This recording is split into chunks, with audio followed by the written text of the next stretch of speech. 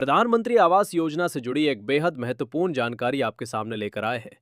क्योंकि अगर आपने प्रधानमंत्री आवास योजना के तहत घर बनाने या घर लेने के लिए आवेदन किया है या आने वाले समय में इस योजना का लाभ लेना चाहते हैं, तो ये खबर आपके लिए बहुत जरूरी है।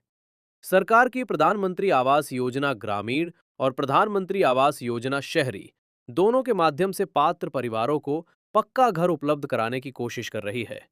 लेकिन योजना के अलग अलग हिस्सों में नियम, पात्रता और प्रक्रिया अलग हो सकती है। इसलिए आज की इस पूरी जानकारी में हम आसान भाषा में समझेंगे कि प्रधानमंत्री आवास योजना में आखिर क्या बदलाव हुए हैं, ग्रामीण और शहरी योजना में क्या अंतर है, किसे फायदा मिल सकता है और किन बातों का ध्यान रखना जरूरी है। सबसे पहले प्रधानमंत्री आवास योजना ग्रामीण यानी PMAYG की बात करते हैं। केंद्र सरकार ने अगस्त 2024 में इस योजना को मार्च 2029 तक जारी रखने की मंजूरी दी थी।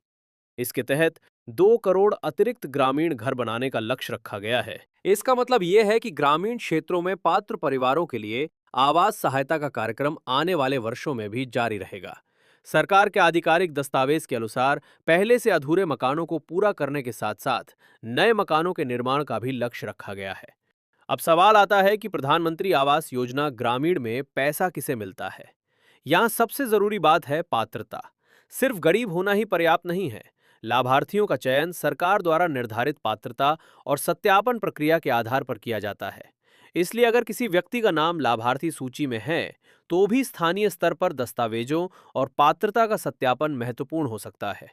किसी भी व्यक्ति को सिर्फ सोशल मीडिया पोस्ट देखकर यह मान लेना सही नहीं है कि उसका नाम निश्चित रूप से योजना में आ गया है।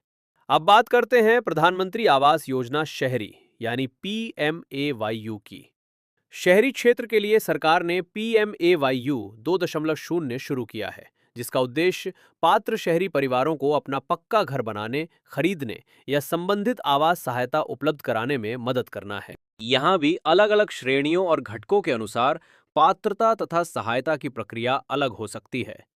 हाल में PMAYU 2.0 से जुड़े जमीन की खरीद की तारीख वाले नियम की चर्चा काफी हुई है।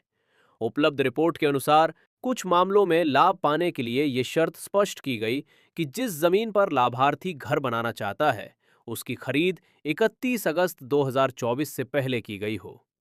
इसलिए जिन लोगों ने इस तारीख के बाद जमीन खरीदी है, उन्हें अपने मामले में संबंधित स्थानीय निकाय या आधिकारिक योजना प्राधिकरण से पात्रता की पुष्टि जरूर करनी चाहिए। किसी एक रिपोर्ट को देखकर सभी आवेदकों पर एक जैसा नियम लागू मान लेना सही नहीं होगा। यहाँ एक और महत्वपूर्ण बात समझना जरूरी है। प्रधानमंत्री आवास योजना का लाभ लेने के लिए किसी एजेंट को पैसे देना जरूरी नहीं है।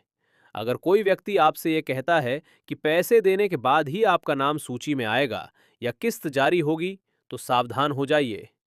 आवेदन, सत्यापन और लाभार्थी प्रक्रिया सरकारी नियमों के अनुसार होती है।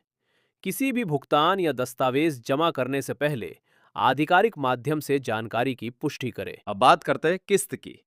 योजना के अंतर्गत स्वीकृत सहायता राशि एक साथ या हर व्यक्ति के मामले में बिल्कुल एक ही तरीके से नहीं मिलती। भुगतान योजना के नियमों, निर्माण की प्रगति और संबंधित सरकारी प्रक्रिया के अनुसार हो सकता है।